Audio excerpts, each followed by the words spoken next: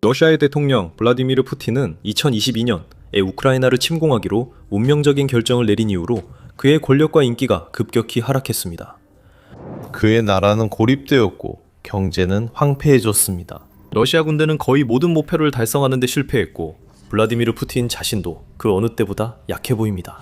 하지만 블라디미르 푸틴에게는 늘 매우 중요한 생명줄, 바로 석유가 있었습니다.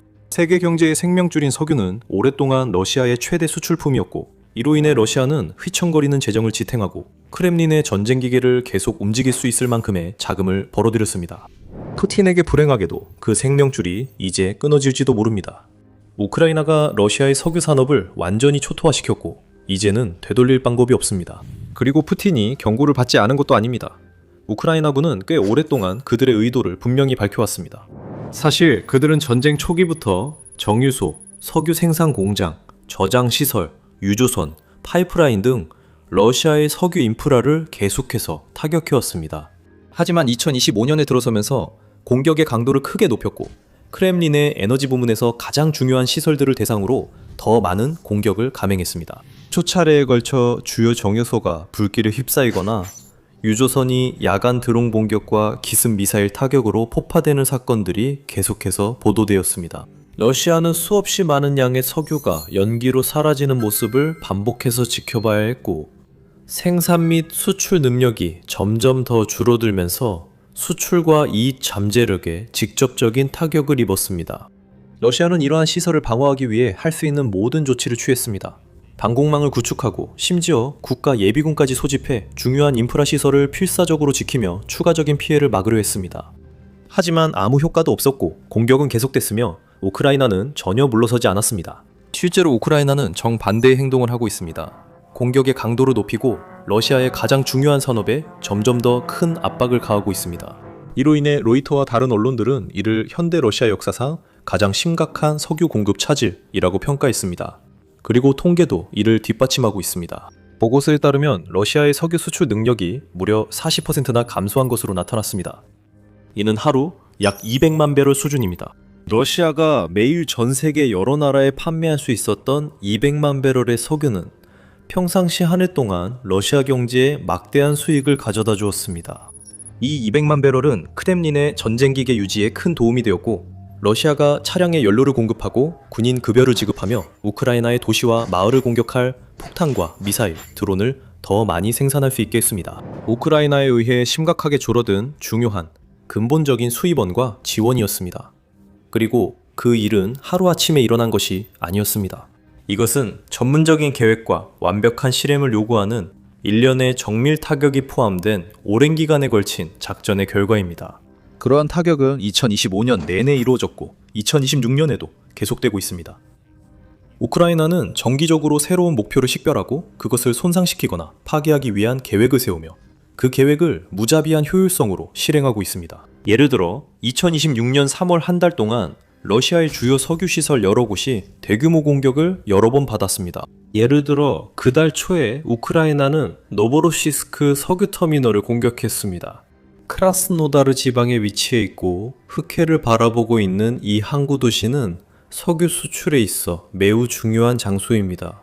셰슈카리스 석유시설에서는 다른 정유소에서 수백만 배럴의 석유가 이곳으로 옮겨져 저장된 후 유조선에 실립니다. 그 유조선들 중 상당수는 러시아의 악명 높은 그림자 선단의 일부로 수백 척의 운송 선박으로 구성된 비밀 네트워크입니다. 이들은 러시아에서 다른 나라로 석유를 계속 운송하며 국제 제재를 무시하고 전쟁을 지속하기 위해 자금을 러시아로 유입시키고 있습니다. 하지만 3월 2일 밤 현지 목격자들은 우크라이나 드론이 해당 지역에 진입한 후 셰슈카리스 석유터미널에 불이 났다고 보고 있습니다. 현지 시장 안드레이 크라브첸코는 이번 공격을 확인했으며 주민들은 시설이 불타는 모습을 담은 사진과 영상을 온라인에 올렸습니다. 이 시설이 공격당한 것은 이번이 처음도 아니었습니다. 예를 들어 2025년 11월에도 우크라이나의 공격으로 인해 노보로시스크에서 석유 적재가 일시적으로 중단된 적이 있습니다. 같은 달 말에 쉐즈가리스 시설이 다시 한번 우크라이나의 공격을 받았습니다. 가장 최근 공격 이후 보도에 따르면 하루 최대 70만 배럴의 석유를 처리할 수 있는 이 석유 터미널이 최대 처리 용량에 훨씬 못 미치는 수준으로 운영되고 있다고 합니다. 불과 몇 주 후인 3월 16일 크라스노다르 지방에서도 또 다른 우크라이나의 성공적인 공격이 있었다는 보도가 나왔습니다. 이번에는 전선에서 300마일, 즉 500km 떨어진 볼샤야라바 강 옆에 위치한 레빈스크라는 마을에서 발생했습니다. 밤새, 좀 더 정확히 말하면 새벽 2시쯤 우크라이나 드론 부대가 이 마을의 석유 저장소를 표적으로 삼았습니다. 이 저장소는 러시아의 연료 생산 시설과 우크라이나 남부 지역의 전선 군사작전을 연결하는 중요한 거점입니다. 현지 텔레그램 채널들은 이른 아침 석유 저장소 근처에서 폭발이 있었다고 보도하기 시작했고, 곧 불길이 치솟고 여러 연료 저장 탱크 위로 연기가 하늘을 뒤덮는 영상과 사진들이 등장했습니다. 보도에 따르면 화재는 아침 내내 계속됐고, 시간이 지날수록 러시아의 가장 소중하고 귀중한 자원이 점점 더 많이 사라졌습니다. 화재를 진압하고 완전히 끄기 위해 4개의 소방대와 구조 인력들이 투입되어 더 많은 인력이 동원됐습니다. 하지만 그때쯤이면 이미 피해는 발생했고 더 큰 피해가 다가오고 있었습니다. 3월 21일 리빈스크 공격이 있은 지 불과 닷새 만에 우크라이나의 드론이 다시 공격을 감행했습니다. 이번에는 우크라이나 드론이 러시아 남서부 사라토프 지역에 위치한 사라토프 정유소 상공에서 목격되었습니다. 국영기업인 로스네프트가 소유하고 운영하는 이 정유소는 러시아에서 여전히 가동 중인 가장 오래된 정유소 중 하나입니다. 이 정유소는 규모가 매우 크며 약 480만 톤에 달하는 엄청난 석유 정제 능력을 자랑합니다. 이곳은 러시아 석유 산업의 핵심적인 역할을 하며 휘발유, 디젤, 중유를 포함해 20가지가 넘는 다양한 연료와 화학 제품을 생산할 수 있습니다. 이곳에서는 진공가스 오일과 공업용 황도 생산하는데 이 두 가지 역시 러시아의 산업단지와 군사장비를 움직이는 중요한 원료입니다. 예상대로 이곳은 우크라이나군이 초기에 우선적으로 노린 목표로 지목됐었습니다. 전쟁이 시작된 이후로 이곳은 12번 넘게 공격을 받았습니다. 그리고 3월 21일의 공격은 가장 효과적인 공격 중 하나였으며 이로 인해 정유소는 완전히 가동을 중단해야 했습니다. 러시아 비상사태부의 공식 소식을 인용한 아스트라 텔레그램 채널에 따르면 이번 공격으로 2차 석유 정제 시설과 대형 수직 저장 탱크가 손상됐다고 합니다. 무려 1만 톤 용량의 디젤 연료 탱크에도 불이 붙었고 이후 화재는 최소 4,300평방피트, 즉 400제곱미터에 달하는 넓은 지역으로 번졌습니다. 게다가 드론의 파편이 인근 화력발전소에도 떨어져 추가적인 피해를 입혔습니다. 이 모든 것은 우크라이나의 세계적인 드론 전쟁 부대들, 즉 제1독립센터, 414 마자르버즈 여단, 413 레이디언대를 비롯한 다른 우크라이나 방위군 팀들의 협력과 함께 이루어진 노력과 철저한 준비의 결과였습니다. 로스네프트는 사라토프 정유소와 같은 시설들이 너무 자주 심각하게 피해를 입으면서 이를 보호하기 위한 새로운 방법을 필사적으로 찾고 있습니다. 하지만 무엇을 하든 효과가 없습니다. 우크라이나의 드론을 막을 수 있는 것은 아무것도 없어 보입니다. 이 드론들은 언제 어디서든 러시아 영토 깊숙이 수백 마일 떨어진 곳까지도 공격할 수 있으며 이론적으로는 비교적 안전해야 할 장소들까지도 타격하고 있습니다. 그리고 러시아의 최악의 성과는 아직 오지 않았습니다. 2026년 3월 마지막 몇 주에 더 많은 공격이 예정되어 있었기 때문입니다. 이전보다 훨씬 더 크고 파괴적인 공격들이 이어졌고 그 결과 러시아의 석유 산업은 수년 만에 가장 위험한 상황에 처하게 되었습니다. 하지만 그 이야기에 더 깊이 들어가기 전에 여러분은 더 밀리터리 쇼를 시청하고 계십니다. 아직 구독하지 않으셨다면 지금이 바로 구독할 때입니다.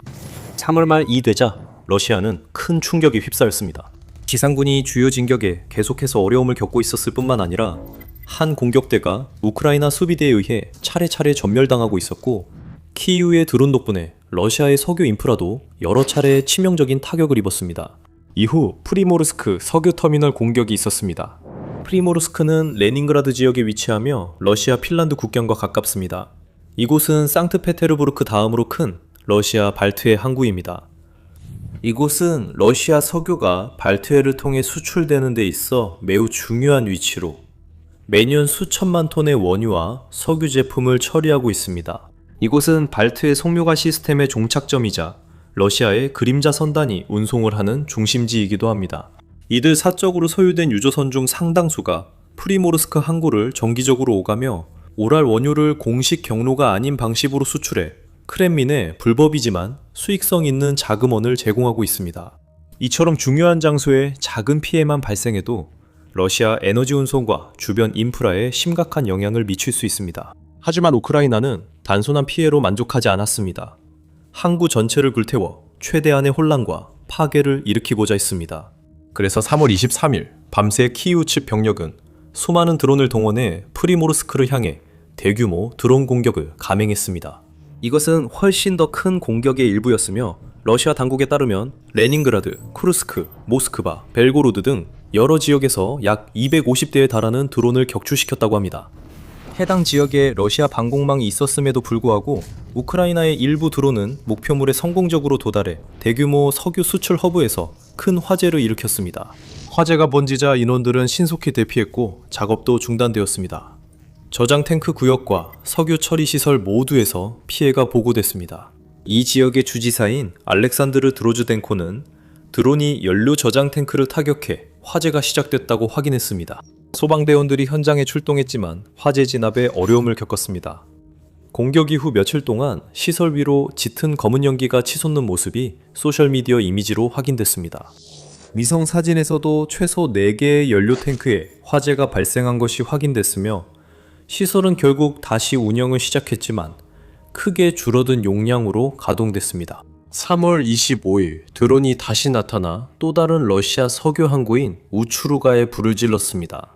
우크라이나 국경에서 약 1000km, 즉 620마일 떨어진 곳에 위치해 있음에도 불구하고 키이우의 놀라운 드론 팀들은 무인 항공기를 러시아 레닌그라드 지역 북서부에 이 발트해 기지까지 성공적으로 보낼 수 있었습니다. 드로즈덴코 주지사는 또다시 나쁜 소식을 전할 수밖에 없었습니다. 그는 러시아 국민들에게 소방관들이 또 다른 화재를 진압하기 위해 출동했다고 알렸습니다. 드로즈덴코 주지사는 이번 공격의 영향을 축소하려고도 했지만 소셜미디어 보고와 온라인에 게시된 사진들은 전혀 다른 이야기를 전했습니다. 주민들은 이 지역에서 최소 10번의 폭발음을 셌다고 합니다. 현지 주민들은 또한 밤하늘을 밝히는 거대한 불길과 새벽이 밝을 무렵 공기를 가득 내온 검은 연기 기둥에 대해서도 이야기했습니다. 이번 공격도 러시아 석유 산업의 주요 생산 시설을 겨냥했습니다. 우추루가 항구는 하루에 약 70만 배럴의 석유를 처리할 수 있는 것으로 알려져 있습니다. 이곳은 또한 연간 최대 450억 입방미터의 천연가스를 처리하는 매우 중요한 생산지이기도 합니다. 그리고 연간 약 3천만 톤의 액화 천연가스, LNG와 수백만 톤의 에탄, 액화 석유가스, LPG도 생산하고 있습니다.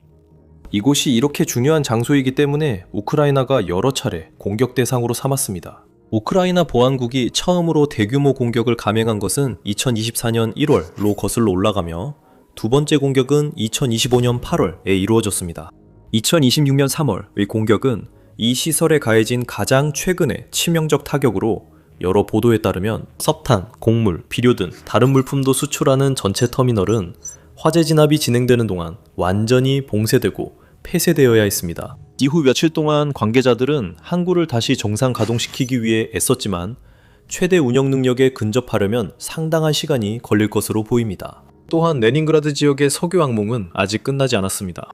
3월 26일 밤새 또 한 번 대규모 드론 공격이 발생했습니다. 이번에는 우크라이나의 드론들이 러시아 최대 규모의 정유시설 중 하나인 키리시 석유 유기 합성 공장, 즉 키네프 정유소 주변에 집중되었습니다. 이 정유소는 러시아에서 두 번째로 큰 도시인 상트페테르부르크에서 멀지 않은 곳에 위치해 있습니다.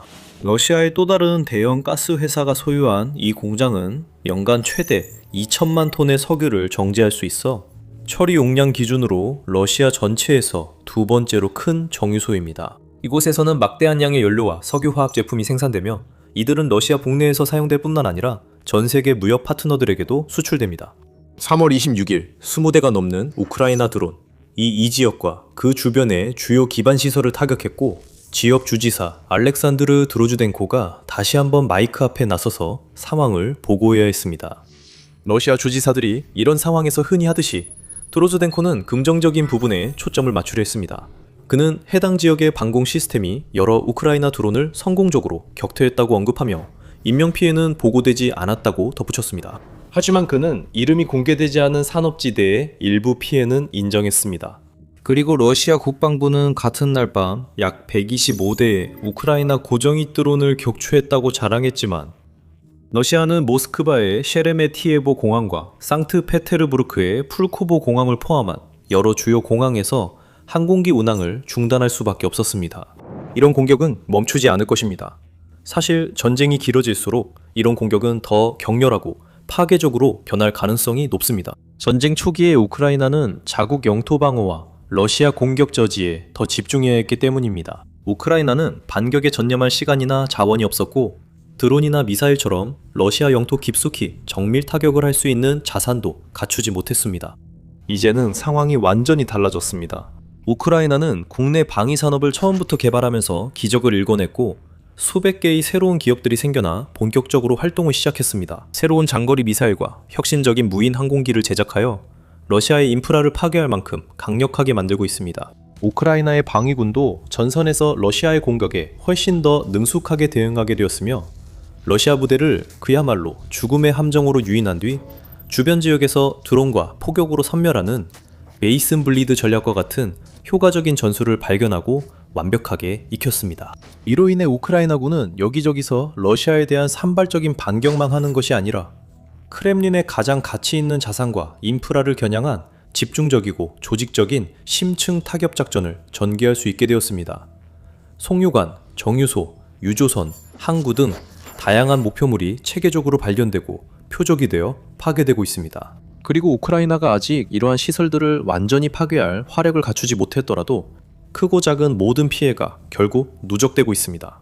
모든 드론이 제 역할을 하고 모든 타격이 중요하며 모든 화재와 폭발이 러시아가 신경 써야 할 손실과 피해로 이어집니다. 그리고 이런 주요 시설 중 하나가 공격을 받을 때마다 거의 항상 임시로 가동이 중단됩니다.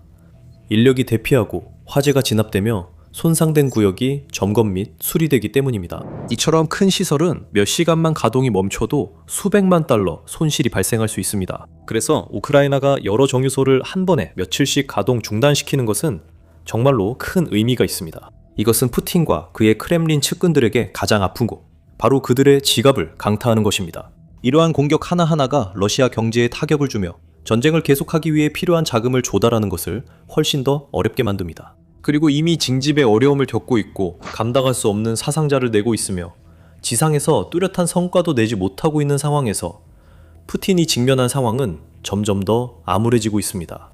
그는 날이 갈수록 강해지는 상대와의 전쟁에서 승산이 없는 싸움에 갇혀 있습니다. 그의 나라 경제는 산산조각이 났습니다. 많은 동맹국들이 그를 버렸고 국제사회는 그의 국민을 고립시키며 올리가르이들을 처벌하고 있습니다. 그리고 그가 그토록 필사적으로 매달려온 단 하나의 생명줄, 번영하던 석유산업마저 지금까지 중 가장 약해진 상태에 이르렀습니다. 한편 우크라이나에게는 석유 인프라를 겨냥하는 전략이 확실히 효과를 보고 있습니다. 우크라이나 대통령 블라디미르 젤렌스키는 러시아의 석유 산업을 붕괴시키는 것이 이 전쟁을 끝내는 가장 빠르고 효율적인 방법이라고 여러 차례 주장해왔습니다. 그리고 데이터는 그의 주장이 옳다는 것을 입증하고 있습니다.